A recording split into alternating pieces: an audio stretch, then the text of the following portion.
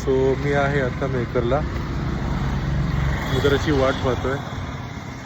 वाजलेत आत्ता संध्याकाळचे 6:30 मे बी 6:40 आणि नागपूर इथून साधारण 350 किलोमीटर वगैरे दूर आहे.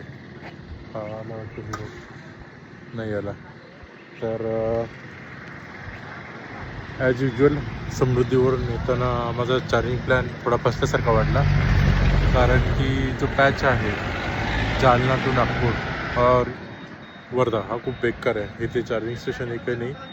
So I was trying to get as much as charge आणि